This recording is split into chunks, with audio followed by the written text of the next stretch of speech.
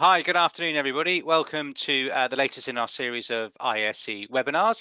I'm joined by a very distinguished panel who you will meet very shortly. Today, the webinar is being led by Nikki from Cappfinity, and the subject is the importance of an authentic candidate experience in a time of coronavirus. So, a very important topic to us all. To those of you that haven't joined an ISE webinar before, because we have so many people attending, actually, those of you who are attendees, you will all be on mute, but we have a questions dialogue box. So if you have any questions for the audience, please pop them in and as we go along, and then I will feed those questions in as we go through. There are discrete bits of the webinar, so we will, if it's appropriate, we'll drop those into the relevant panelist, but if not, we'll also have some time at the end. The other thing I will say is that now we've started, the webinar is recording. So once the webinar has finished, you will get a link sent to you via email, so you can go back and look at the webinar again. But also, actually, you can pass it around to other people in your organisations. So feel free to share it. We make our webinars available to everybody. So that's all from me. Without further ado, I will hand over to Nikki. Nikki. Thanks very much, Stephen, and welcome everyone to the session today, and welcome to anyone who is listening back to this. We're delighted to talk to you about a subject close to our hearts, which is about the authentic candidate experience. And I am very lucky to be joined by Tom Chesterton from Tonic, Rena Jamnadas from my own team, and Tom Banham from the University of York. So we are going to discuss this topic, hopefully with vigour and excitement. And I've told Tom Chesterton he's allowed to be controversial. So I think he's going to tell us he doesn't believe in authenticity straight off the bat. So it should be some fun. We're really happy to take questions in each of our sections as well. So please feel free to ask. My colleague Lizzie is also transitioning the slides, so there might be the odd time where one of us asks her to move on. One of the things that we wanted to share straight away is that in this time of coronavirus, the whole concept of authenticity has changed quite radically. Back in March 2017, there was a gentleman called Professor Kelly, an expert in South Korean history, and he was joined on that on a webinar he gave to the BBC by his children, and 11 million people viewed it on YouTube. It was something of a phenomenon.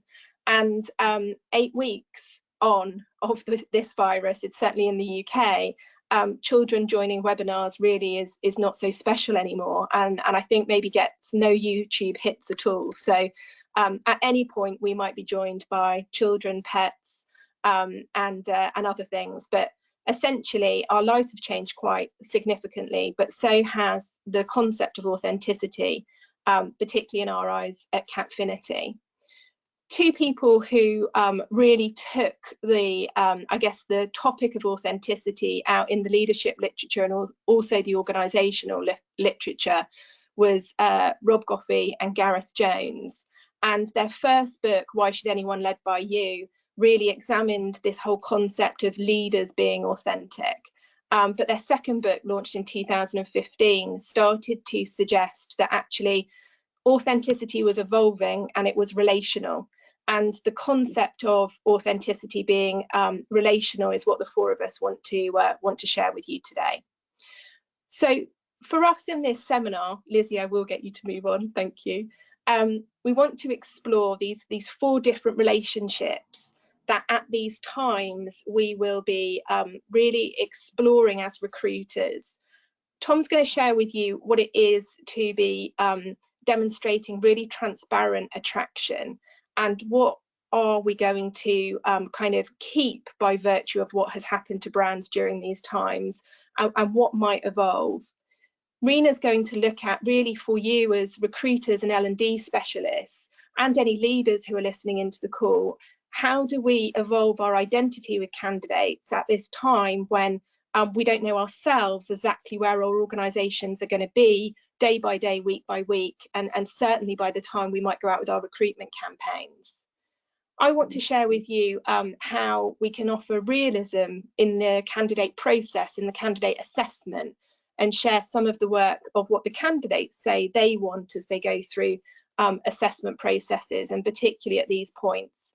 And then Tom will share with some thoughts on his experience in careers around the candidate needs. So we're going to take these 4 relationships and examine them with you, and we hope that you'll answer questions as we go through, so we can learn from your points of view as well. So I'll hand over to Tom now. Hi everybody, I'm Tom Chesterton. I'm Chief Exec and co-founder of Tonic. We're a communications business. We help organisations to build their brand in a way that people want to work for them. So we get to work with interesting people around the world. And I think it's interesting what Nikki was saying about this, my distaste for the word authenticity.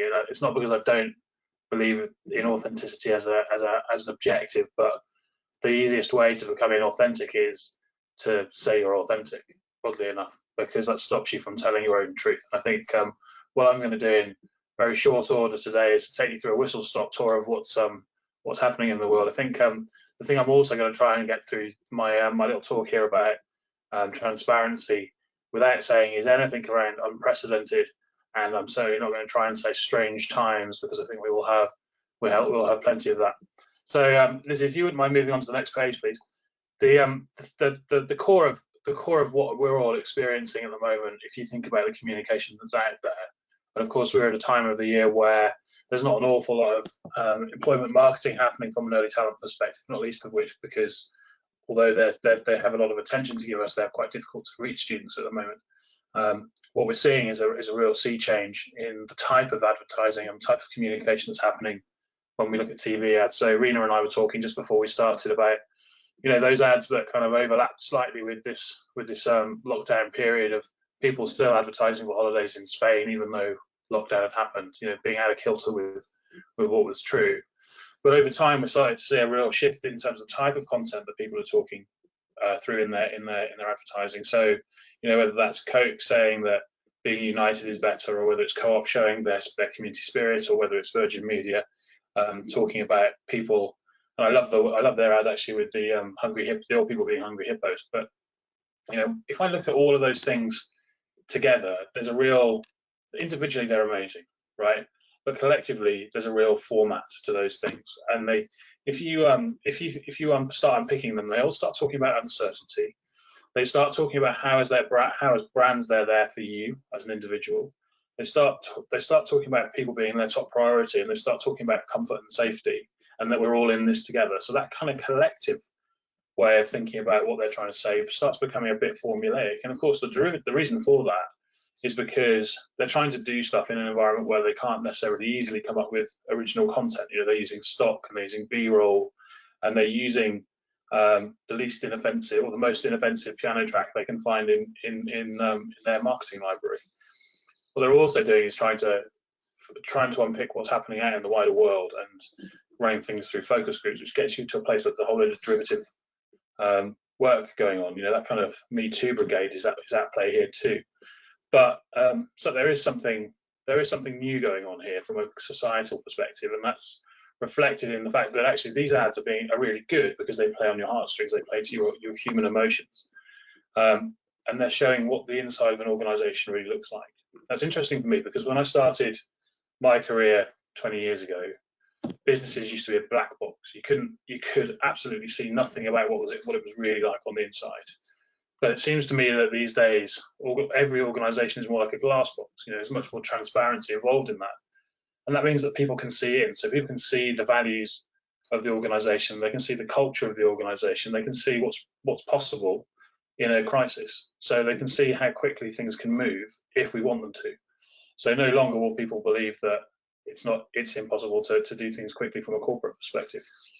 So those expectations as people have shifted not only as consumers but also as candidates. So whilst our human emotion to respond to this crisis might be about fear and confusion and comfort and wanting kind of to retrench back to security, that's not necessarily playing through in the advertising and communications that happen for employers pre-COVID. So brands that that take that into account and are truthful and they're open and they're responsive to the environment that we're working in have the opportunity to stand out. So, you know, if you're on the money from a zeitgeist perspective, you have the opportunity to take a big leap forward. So, you know, we're all aware of brands that are playing this game well. So people like Burberry and Sodexo, Timpson, of course the NHS, but also other brands who are really contributing towards the fix for this. Not necessarily the greatest brands, you know, not necessarily the most sexy brands if you look at the Times Top 100 rankings, for example, but they are going to come out of this a whole lot better than airlines that put all of their people on unpaid leave, or sportswear shops that might stay open during a crisis and put their people in the firing line. You know, those are brands that people don't want to work for anymore, whereas those brands that are in the moment and are paying attention to the environment that we're working in now will be seen as sexy. So there is an opportunity for brands, if they're transparent and they're true to themselves, to take a massive leap forward, to almost make transparency your best tool in building relationships, because it talks to your reputation, it talks to who you are as an organization. So to achieve that, there's 4 main tips that I wanted to leave you with before we kind of get into the broader sphere of transparency.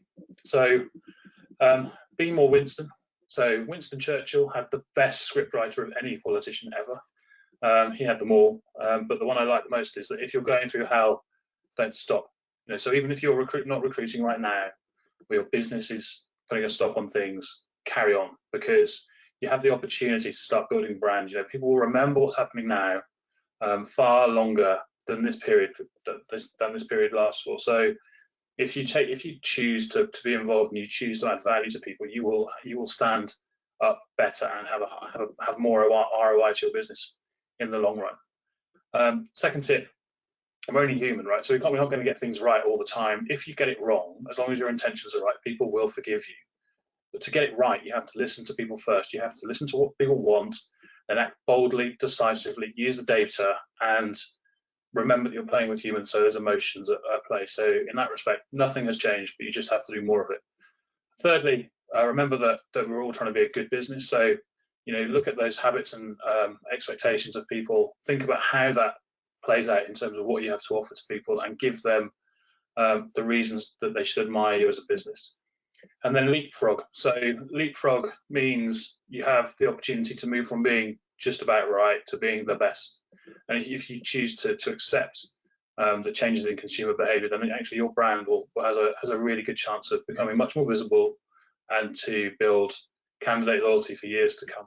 So 4 main tips. I know they're very broad, but hopefully they'll be supportive in helping you to increase transparency with candidates. Thank you, Tom. Sure. So we're going to move now to Rena, who's going to talk about the evolving identity. Please do keep writing any questions that you might have, and I know Stephen will jump in possibly after Rena. Thank you, Rena. Thank you, Nikki. So as we move through the coronavirus crisis, our own internal identity as organisations is continuously evolving. And as Nikki said earlier, in the workplace, all of a sudden, employees are workers, they're teachers and providers. There's no longer a distinction of neatly compartmentalised roles. And as many of you will have experienced, it's become the norm for us, as well as candidates, to join video calls with family or pets in the background, caring less about how we look on camera or the backgrounds that we show. There's a merging of people's lives holistically, where we're increasing our appreciation for authenticity, for communication, trust and relationships. And the coronavirus pandemic has revealed how some organisations are challenged by the unexpected and the need to innovate ahead of the curve, if you like. In modern leadership theories, we know the importance of authenticity. However, COVID-19 has expedited organisations into this state. And as recruiters and L&D specialists, we're the custodians of an organisation's identity, both in terms of its external reputation and as a workplace as well, which has really heightened the need for us to reevaluate what authenticity in organisations truly means, possibly now more than we ever have. And the recruitment process, Lizzie, if you wouldn't mind going on to the next slide. Thank you. The recruitment process is really at the heart of this. It's a mirror that reflects an organisation's internal identity in terms of its purpose and provides candidates with a glimpse into whether their experience with an organisation is one that's going to be enriching to them, both in terms of their life and their career more broadly. But often, as many of you will often find, there's a gap between our intention versus our action in this mirror of authenticity. We could even say that recruitment is currently the Instagram version of our organisations, as opposed to a mirror that truly reflects our identity. Just to share an example of that, if we look at workplace diversity, according to research published last year, 62% of HR leaders in the UK say that increasing the diversity of their workforce is high on their priority list, whereas in reality, only 13% use some form of technology that's specifically designed to track D&I activity. So taking this principle, we need to bridge the gap between our intention to demonstrate authenticity in terms of our brand versus taking specific action to do so. And based on my own leadership research and trends that are emerging about authenticity in organisations post-COVID-19, there's 3 core areas that recruiters and L&D professionals can really learn from to influence building an authentic organisational identity, particularly as we prepare for the campaigns of 2020 and 2021. But what I would say is that we know that this is a continuously evolving reality, and that will differ globally as each country navigates different stages. So I'll speak to general themes that can be applied. So first, it's important that we connect with the whole person, with the blend between various aspects of people's lives. These are really great moments of personal connection that might not have ever happened if everyone was physically face to face. So as candidates engage more virtually and teams become increasingly dispersed, we've been catapulted into creating a sense of belonging in very new ways in which we relate to each other as human beings as opposed to our professional personas, so to speak. Equally, diversity and inclusion is critical as we consider diverse socioeconomic backgrounds in being able to express our authenticity. So, for example, in some cultures, it's not uncommon for 3 generations living in one household where the environment may be challenging for them to connect virtually in these different ways. So as recruiters and L&D professionals, we need to connect with the whole person as human beings, creating space for inclusion for people from a wide range of socio-economic and cultural backgrounds. And then we come on to transparent communication, and speaking to Tom's analogy of organisations being a glass box, in a crisis like this, there's no place for leaders to overpromise the capabilities of their organisation. Where there's a huge amount of uncertainty, candidates and employees really respect organisations that demonstrate authenticity with realism, with transparency around the challenges that they face, but couple that with emphatic communication to make sure that they strike the right tone. And as well as this, it's ever more important that leaders bring people together through a strong sense of purpose that reflects a moral code and informs its strategies, so that others are engaged in a climate that's increasingly uncertain. So in terms of how to apply this, it's important that we communicate with a strong sense of purpose, whether that's through the recruitment or our onboarding processes. Be bold in your transparency about the reality of your landscape, and be inspirational about where candidates and employees can really make a difference. And finally, where we will need to be more hands-on post-COVID-19 is in terms of our social and emotional intelligence. And we know that we connect with others through our empathy, our compassion. And as organisations become more agile and navigate new norms, it's important that we role model the human side of our organisation's cultural values. And I think we can really do this by learning as much as we can about people's values, their interests, their strengths, what really motivates them, as well as their anxieties and concerns, so that we really create opportunities for people to flourish. And also, we often reference Thomas Edison's notion of fail fast, who, by example, failed 9,000 times before he was successful with his light bulb invention. And there's an increasing trend in organisations wanting to create a culture where employees feel safe to make mistakes in order to grow and learn, with an emphasis on learning agility, which is really important as we enter into a new norm. So again, as recruiters and L&D professionals, create opportunities to engage in dialogue about an individual's values, strengths, and what they're really motivated by, so that we empower them to be authentic, which we know optimises performance. Thank you, and I'll hand over to Nikki now, who will talk about authenticity in the recruitment process. Thanks, Rena. So some of you might have heard me kind of talk to this point at other presentations, and I think what has happened as part of this pandemic is that people have really started to, I guess, review what they're currently doing in recruitment, and in many cases, and it might be the case for many of you, in 24 hours they've taken assessment centre content and had to put it online. So like never before have people been incredibly hands-on with their recruitment processes, and in some cases having to really transform them at great pace.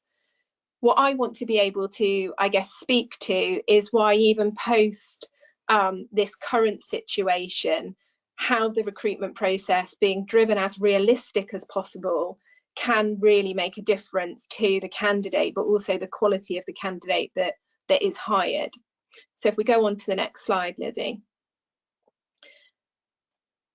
There are definitely two-way benefits through presenting a recruitment process to a candidate that reveals more about you as an organisation and also reveals more about the job. And that two-way process at Cappfinity we've seen for many years. So we go out with content that is very heavily driven in terms of realistic job preview, but we also do so because we want to see whether the candidate's strengths can come through. So this kind of two-way dynamic is good for the business because you get a great read on the candidate, but it's also good for the candidate if they feel that they're not fit to you. I think at these times when candidates will be nervous, and Tom will speak to this, and anxious about jobs, having processes that will really allow them to understand whether they're the right fit is key, because there'll be a lot of people very, very keen to gain employment. One of the things that came out last year was a piece of research by Gartner that was really examining what did the candidate want. Did they want something that was maybe a little bit more on the trendier side of gamification, or did they want a process that was going more on the realistic job preview? And what the research shared is that whilst the candidate absolutely could enjoy technology, they wanted something relatively fast-paced, that if the process was at least clearly related to the job, that was their preference, that they wanted to see a connection between the assessments and the components that they were put through and actually the job that they were going on to deliver. And you can see here in this other data that there are many other kind of incidences of people showing that when we're able to reveal the job to the candidate, that they are more likely to accept it, that they actually feel a greater affinity to the organisation that they're being recruited for. So Lizzie, if you want to just nip on to the next slide. So one of the things that we have been doing at Cappfinity is building out a virtual platform from pretty much as soon as you get onto the application form right through to potentially the delivery of the assessment centre, which allows you to immerse a candidate in quite a visual experience. So we talk a lot about trying to use your assessment process almost like virtual work experience. Allow the components that you take out to the candidate to paint a story, take the job to the candidate, and then you're going to get the very, very best of your capacity to assess that candidate. it's also worth examining, can you blend components? So can you have some behavioural aspects? If you want to assess something numerical, can it be in the context of the job? Can we do numbers related to the balance sheet that you want the candidates to examine? And as a candidate goes through the process, any aspect of additional depth that you can go to so that that story can deepen will also allow you to get a much stronger read between the candidate's capability to do the job and then with the data over time, whether those candidates recruited in that way will actually be able to perform the job better than candidates who aren't. And certainly our data is showing that candidates who have this experience that's very close to the job are likely, as you might expect, to be better in role. Lizzie, if you want to just move on to the tips. So there've really three things that I wanted to share with recruiters at this time. And I appreciate that everything that we're sharing as a panel, there's an aspirational element to it. We're, I guess, pushing for things to be good, and that we can use this time of quite difficult circumstances to try to bring that innovation that Rena was sharing. I started my career when I was a lot younger, 20 years ago, and I took then paper-based assessment. That really shows how old I am. And we put them on CD-ROMs and we put them on computers. But our challenge was that we were never, ever going to take what we could do on paper and then use the computer in the same way. It wasn't the case that we were going to take a photocopy of that paper and just put it online. And one of the things that I'm on a little bit of a mission for at the moment is, as we have been challenged by having to take different recruitment practices and put them in a virtual setting, let's do so in a way that wherever we can, we try to also consider that the medium we're using, mediums like this, might give us an advantage to an assessment process. And we should try and look to make the assessment better by virtue of it going virtual, as opposed to just taking what we were doing possibly face-to-face and putting it online. There is every opportunity or possibility rather that in time what we will discover that there are aspects of taking your assessment process virtually that is probably less biased than, say, a face-to-face group exercise, that there is the opportunity to actually reduce time but increase the quality of evidence that you're gathering. And also, one of the things we get asked a lot at Cappfinity is that by using an online process, it's somehow become less intimate. And to my second point, we absolutely believe that actually real-time interaction can still increase moments of intimacy.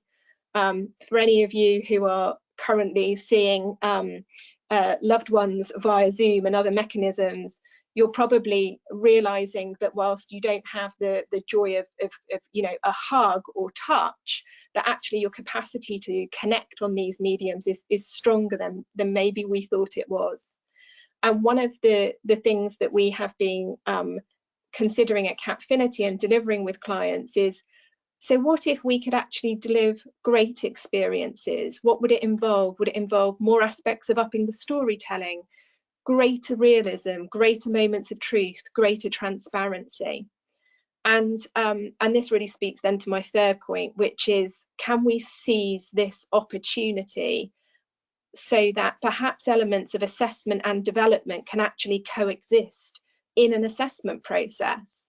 Can we think about maybe delivering to candidates a greater sense of preparation by virtue of being virtual? Can we give them more tips, more hints of how to speak to their senior stakeholders in an interview so that they don't fall down at that last hurdle? Can we actually use the process that they're going through to let it be insightful and develop their own sense of self-awareness as they go through the assessment process? We've always been huge advocates of personalised feedback at Cappfinity. A virtual process allows that to happen brilliantly, but so is, if we stretch ourselves, the chance to actually have fun with the recruitment process.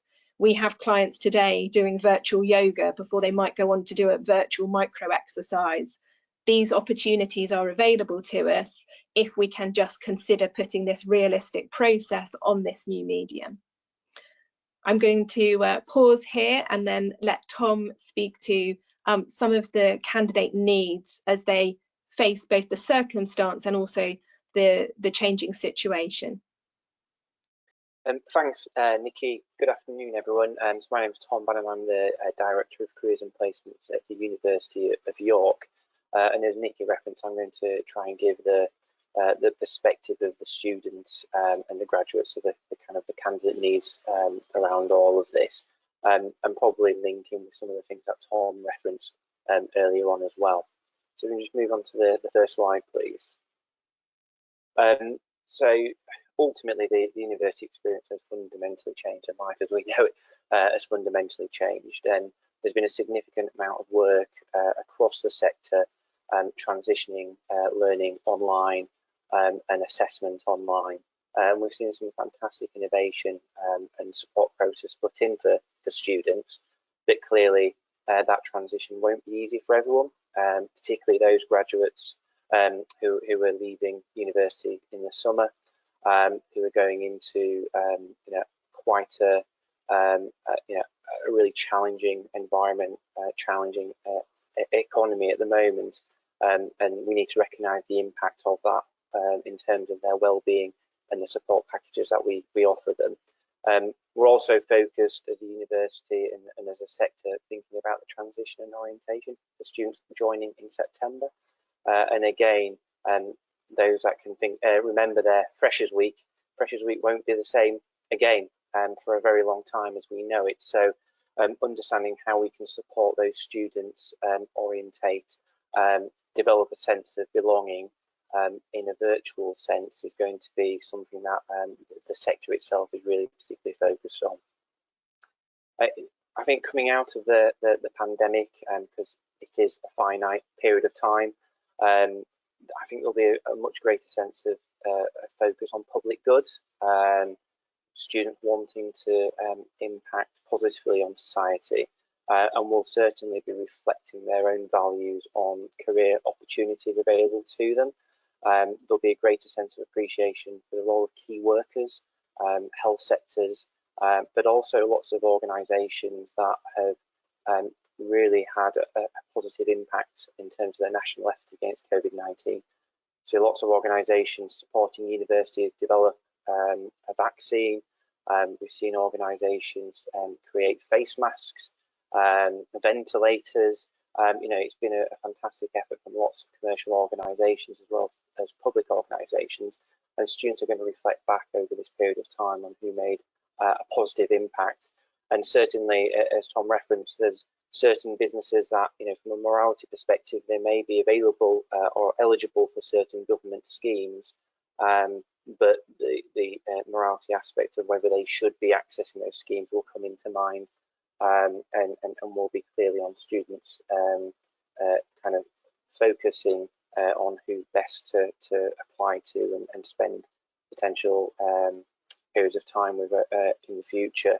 I mean, from a York perspective, speaking to certain academic departments, the students are showing themselves to be remarkably resilient over this period of time. Clearly, there are going to be individual challenges, but overall, it's really been positive to see. And I think the York student mentality, salary isn't a key driver.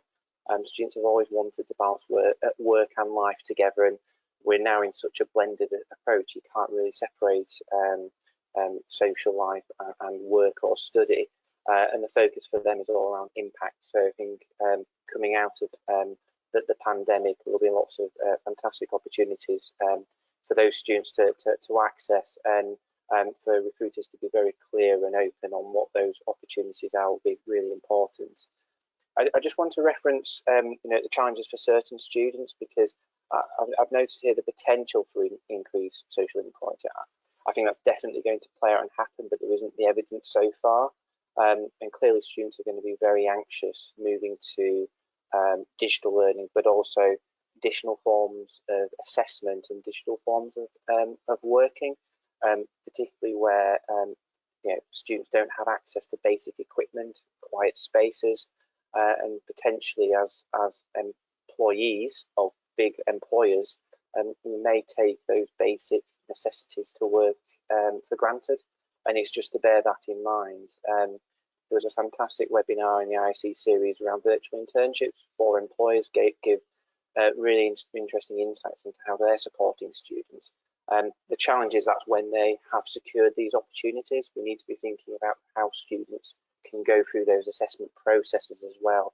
You know, challenging for students from poor backgrounds, whether they left the care sector, whether they're caring themselves, so that they are parents, and particularly those with disabilities. You know, if for a student with autism, going through a Zoom assessment centre will be very, very challenging, and we just need to take that into account. There's lots of research in terms of the impact this is having on students, and then the NUS recently published some research that noted that a fifth of students are struggling to access technology, particularly around assistive technology that they would normally find in the library or university. So again, even through assessment processes and in the world of work, we need to be aware of that. In terms of how university and particularly career services are evolving, clearly our offer now is fully virtual. There's some great innovation around virtual internships, as I've mentioned, virtual volunteering opportunities, and I think that will see a surge in activity over the next few weeks and months, and lots of new automated CV and interview technologies that students are able to access. Clearly, events as we know it, so autumn term, large career fairs, are clearly not going to happen. So I think from a university perspective, it's how we work and partner with employers to look at new ways of enabling them to engage with students, to, I suppose, show them what they have to offer in terms of opportunities for the future. And clearly large employers have fantastic practices in place, and have been able to adapt and migrate to an online offer. But lots of smaller businesses are finding that process much more challenged, and as a university we need to balance the needs of all employers. I think that the other thing to reference, lots of new platforms have become available, free to access for students. So we'll have platforms like Handshake and Next Step, which are very, very new. We have our offer at university level, and you as employers will be offering through your own portals. I think we just need to be thinking quite cleverly on how we present this as a total offer, because all the access to these great resources could become quite fragmented and confuse students. So it's just something to keep in mind in terms of the whole marketing communication piece. And ultimately, this is potentially a great opportunity for employers to really influence curriculum development. You know, the speed of which we've been able to develop online learning has been fantastic, but we're going to have to, in a new world come September, which will be virtual, I'm sure of it, or at least a blended approach, curriculum redesign will have to take place. And it's a fantastic opportunity for employers to engage with universities to ensure that that curriculum is relevant for the future as well. So just in terms of the top tips, so just 4 areas. I've mentioned this before, you know, in terms of student disadvantage, we really need to think about how we support, communicate with students with particular diverse needs and challenges, and really support them through this process. Thinking about how we can really focus on engagement in its broadest sense in the future. You know, campus activity will not go away, it will be in different forms, and I'd really encourage you to work with universities to identify where you can innovate and enable students to be really aware of the brand and the opportunities that you offer for the future. So being involved in skills development and collaborating in terms of sector topics, and really having an influence on that future curriculum development. I think how students choose industries, access jobs will considerably change, and I think employers need to start to think about more of a source model, because there will be competition for the best students and the best graduates. So thinking about how you can evolve your process to a more source model virtually as well would be something to think about. And I suppose the final side of things would be around the reassurance. You're going to have to look at the media articles on a daily basis to look at the negativity around opportunities and vacancies, and clearly there will be significant decline in opportunities. So I would just be honest and clear with students if offers that they currently hold are going to be challenged, and just make sure that there is that transparency and authenticity in terms of how you work and engage with students moving forward. Thanks, Tom. Just before we go to questions with Stephen, I wanted to ask each of the panel, including myself, just to speak to a summary point in terms of takeaway. So Tom C. Remember to come off mute, Tom C. That's the first thing. I think it's really interesting kind of looking at how things are shifting so quickly. So my closing point would be that I think irrespective of what happens, people will stay the same. Human emotions will be critical to being in the right place for this. So the more we can pay attention to those core human moments that everybody's experiencing right now, the more open we can be about who we are and what we stand for and what we're doing to make the world better, ourselves better, people better, the more likely people are to want to join us. We have a great opportunity, and if we take it, then actually that will be good for everybody. Thanks, Tom. Rena.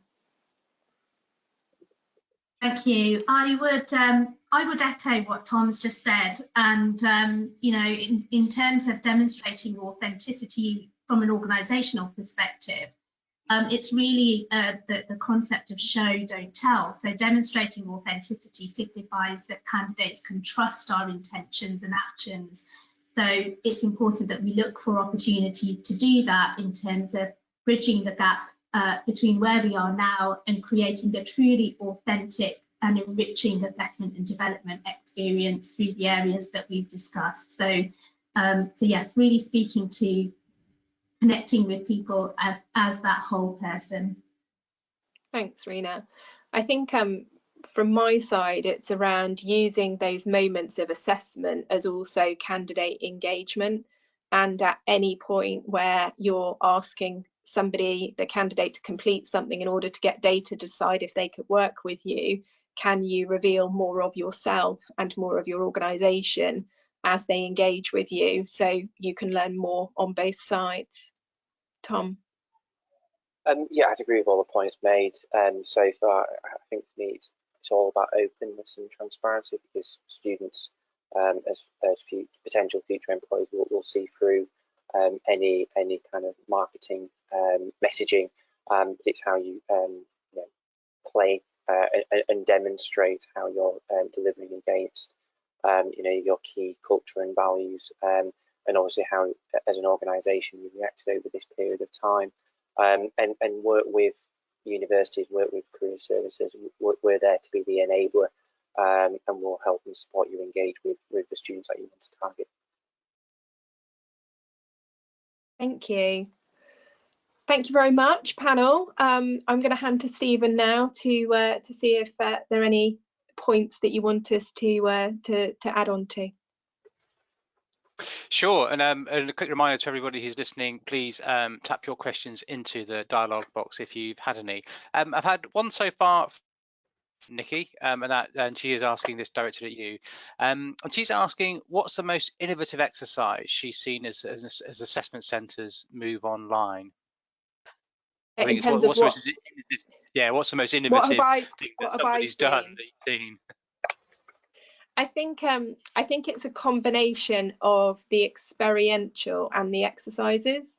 So one of the things that we're seeing a real rise of is being able to use more job simulation as part of a virtual assessment centre, so that the candidate can experience more data, can experience a more multimedia experience, which often when they come into your office, you might not have the setup to do. So you can have quite an enriching visual experience.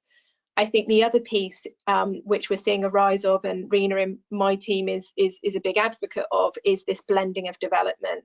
So making a virtual experience the best experiential thing a candidate goes through, as opposed to it just being about assessment. So there's the use of the technology, but then there's also this component to actually bring the development into the assessment experience as well.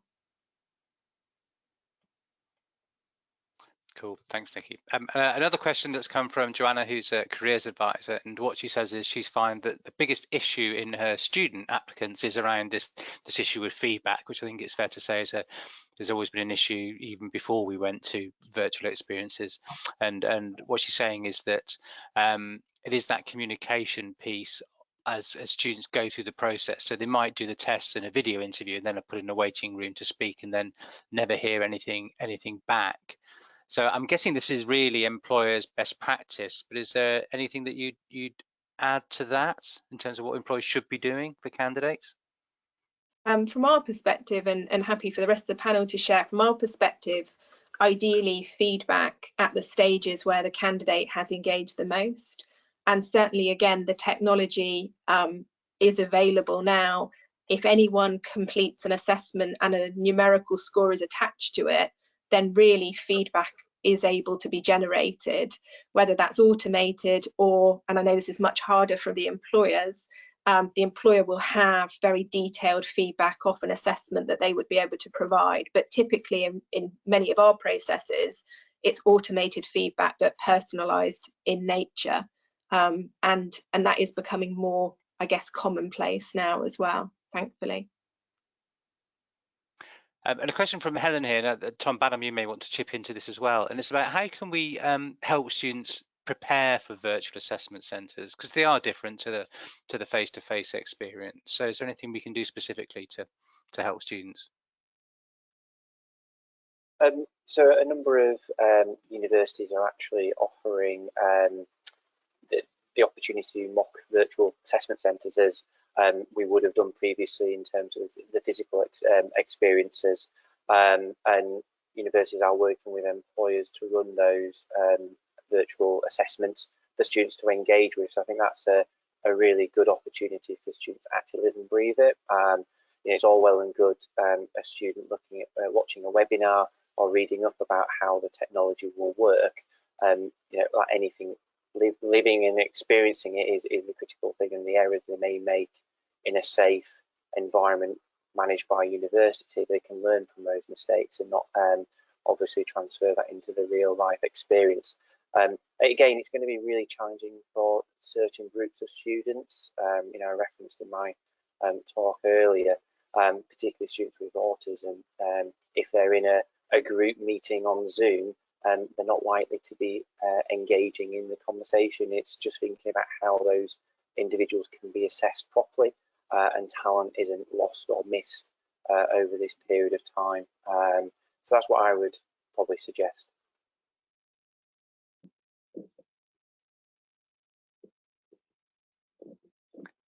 Great, that's it in terms of the questions. Feel free if anybody else wants to add one, because a question from me is actually, there's obviously the pendulum has swung right over to everything going virtual because of the circumstances we're in, but things never return to normal. And I know this is a little bit difficult predicting the future, but do any of you have a view on how actually what the new normal might be in 6 to 12 months time? Because I'd imagine that employers are going to, those that haven't really dabbled in the virtual space before, are going to go through a whole bunch of different learnings and experiences, and I can't see them going back to exactly as we were before. I'm happy to speak to this from an assessment perspective. What we're seeing globally is probably a 50-50 split. Some people holding out that it will go back to face-to-face. They're very hopeful. They're not really making a provision for September onwards. We're seeing other people nervous about a winter kind of second peak potentially, and so they've got a virtual offering kind of lined up, ready to go. And then we're also seeing on that 50% who are going to stay virtual a realization that the candidate data and experience was not impacted by going virtual, and therefore the business is saying, can we not still have a proportion virtual because it's saved so much money? So there is this element of, if it's not impacted the candidate and it's being efficient, that it needs to be looked at almost as an option. And to Tom's point, particularly over autistic candidates being on Zoom, we would be huge advocates of not doing group exercises in this way. So there are some things you would have to forgo in order to still be virtual. And there are some things that clearly are much better to do face to face.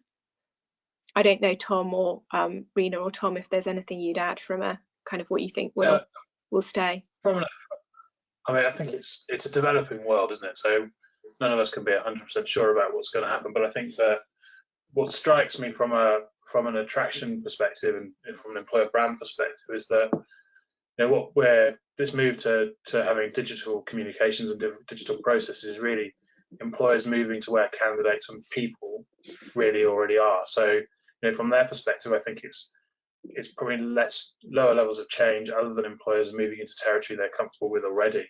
Whereas from an employer's perspective and from a university perspective, it's probably the adoption and adaptation of technology to change working practices. So I think in the short term, at least, I think the change will be more significantly felt for employers and for unis than it will be for students or early talent across the board.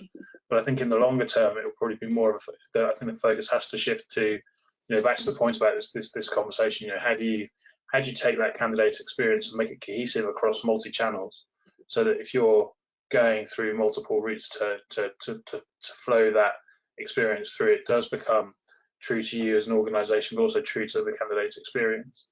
You know, so that authenticity comes through. So I think that will settle down. But to my mind, I think the biggest loss is going to be Freshers Week. I remember that being an awful lot of fun. So I think we have to reflect that from a people perspective too. Keep the humour. I mean, from my perspective, at university level, I think we won't go back to the norm as we knew it. And I think we're operating on the basis of a blended approach. We'll stick to being a campus-based university experience, but in terms of how our service is planning, we're seeing quite a significant uplift in certain events that students are attending virtually than what they did physically. And I think from an employer perspective, the worst thing in the world is travelling to a university, putting a lot of time and effort into a session and then seeing 3 or 5 candidates turn up. You've obviously got a lot more control now running events and activities virtually. And mobility and access, apart from the equipment, isn't an issue.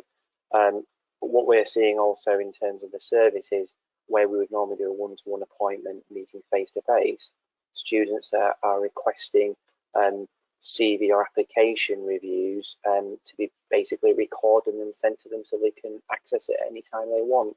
And I think we'll have to offer a number of ways that they can engage with the service moving forward. And we'll obviously have to reflect that with how we partner and work with employers moving forward as well.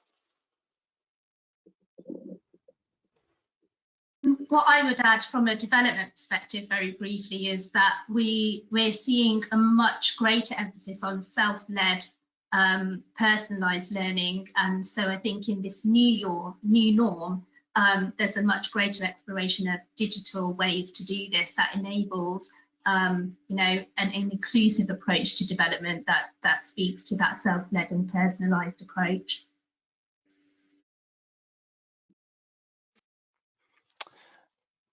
Thanks. And just one more question here, and then I think we'll be pretty much on the hour. So this is a question from Nick. Well, it's a couple of questions actually. I think the first one is asking about students paying for services to help them secure employment. I think from my view, I've seen quite a few of those services that are a little bit suspect, shall we say. So I'm not with the same brush, but I think there's so many resources out there for students that aren't chargeable. I would question the need to do that. But the second part of Nick's question is talking about, you know, the process we've all been talking about, and his comment is that there's an element of passive, sort of a candidate being passive in this. Is there anything we can do to really encourage students and help them to be more proactive? I think particularly in this market, I know what we found in the financial crash was that students in a way often disengaged from the market because they assume the world will come to the end. So anything that we can allow them to be sort of proactive in the whole job careers piece, but also maybe in the way they actually deal with employers through these virtual tools.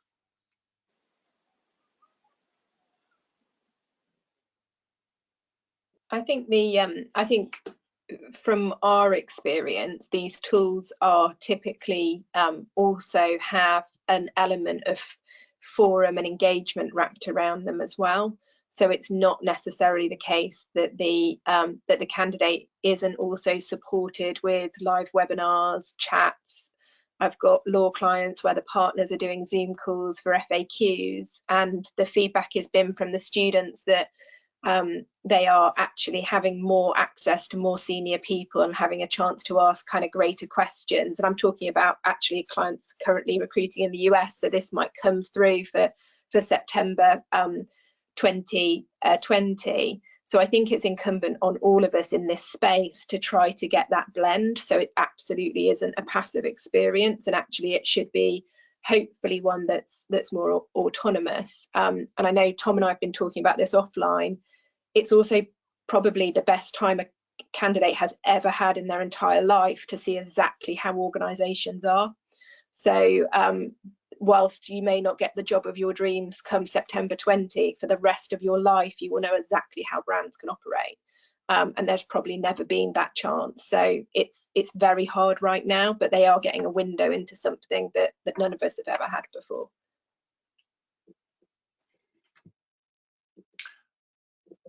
I'd be interested to see how candidate behaviour changes per se. Actually, I think there's if we go into a market where the labour market is looser, you know, the tendency might be for employers to spend less focus on providing, you know, pure play early talent roles. And I think, you know, from a candidate's perspective, if you're chasing harder after fewer roles, then that makes you less passive anyway. I don't think you can sit back and wait in the same way that maybe has been the case in more recent years. So it would be interesting to see how that kind of innate behaviour from a competitive perspective for roles changes the way that engagement happens anyway. Yes, I'd agree with that. And I think looking at the Resolution Foundation paper that came out today, you know, it talks about in general about how students that graduate into a recession just do badly. They struggle to catch up. So I think those students, you know, that do engage and do sort of, you know, keep their foot on the gas, and they may struggle in the short term, but in the longer term they won't get hit by that overall downturn in quite the same way. We've just gone over the hour, so, and I can see people are starting to drop off now, so I guess other people have meetings and calls to go on to. Can I give a virtual round of applause to our panelists? That was a really great, insightful session, so really thanks for giving up your time. As I said, this webinar automatically records, so we will put that online. So please feel free to share it and also engage with our forums where we can carry on the discussions and conversations that's been raised today. Please do keep an eye on all the content that's coming through. We have significantly ramped up the amount of content we're putting up, so we do have a good library of webinars and also podcasts that we are adding to on a weekly basis. And please do tell us also what it is that you want to find out more about. We are in a situation that is changing quite rapidly. You know, what all our stakeholders are dealing with is changing on an almost daily basis, so please do keep us in the loop and tell us what you'd like to hear more of. So thank you once again to all our panelists, and stay safe everybody, and enjoy the rest of your day. Thank you.